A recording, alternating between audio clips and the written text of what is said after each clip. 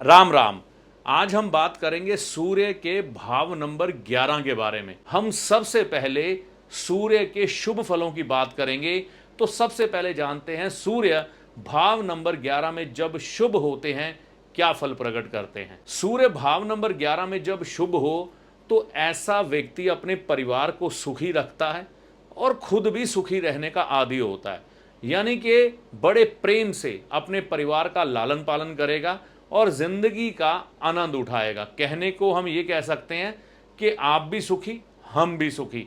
और ऐसा व्यक्ति पूरा धर्मी होता है, यानी कि धर्म कर्म तो करता ही करता है, लेकिन जो धारणाएं जो मान्यताएं समाज की, धर्म की, परिवार की होती हैं उन सब को निभाता चला जाता है। और एक जिसे कहते हैं कि अच्छा इंसान ऐसा व्यक्ति होता है। ऐसा व्यक्ति ना शराब पीता है ना मांस खाता है, यानी कि तामसिक भोजन से सूर्य शुभ स्थिति में हो तो व्यक्ति दूर ही होता है।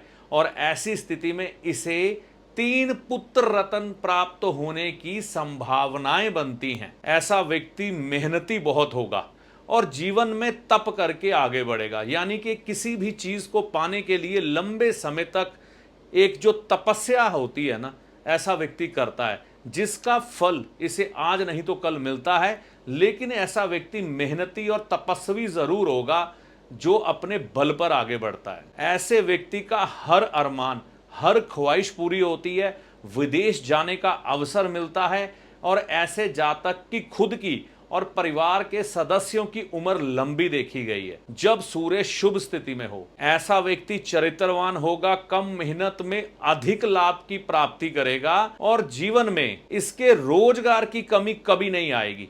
तो ये थे सूर्य भाव नंबर 11 में जब सूर्य शुभ होते हैं तो क्या फल प्रकट करते हैं। अब बात करते हैं सूर्य अशुभ हो तो क्या फल प्रकट करते हैं।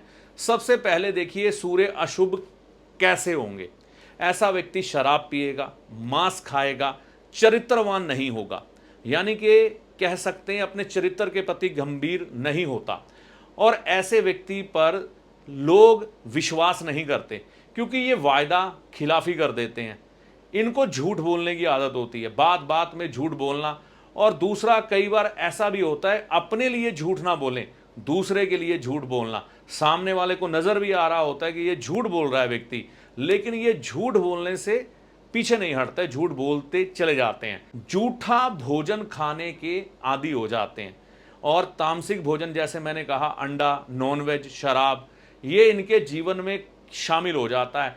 उस समय से ये निर्धारित हो जाता है कि यह सूर्य अब शुभ नहीं है। उसके बाद क्या होता है, यह व्यक्ति सिर्फ अपने लिए जीता है, ऐश परस्ती करने वाला हो जाता है, दूसरों की परवाह नहीं करता, धर्म कर्म से दूर, कोसों दूर, सिर्फ अपने लिए जीना, जो सूर्य की अशुभ निशानी को प्रकट करता है। लाल किताब बड़े सख्त शब्दों में कहती है सूर्य भाव नंबर 11 में हो और ऐसा व्यक्ति नॉनवेज खाए, मांस खाए, गोश्त खाए, तो वह यह समझ ले कि वह अपने बच्चे का मांस उबाल कर ही खा रहा है, यानी कि नर संतान के बारे में ऐसा कहा गया है। तो सबसे पहला परहेज भी यही है कि तामसिक भोजन ना खाएं, गोश्त ना खाएं। ऐसा व्यक्ति शनि के कामों से कभी लाभ नहीं उठा सकता, ना लोहे से, ना मशीनरी से, ना ही फैक्ट्री से, ना ही लेबर से और ना ही गाड़ियों से।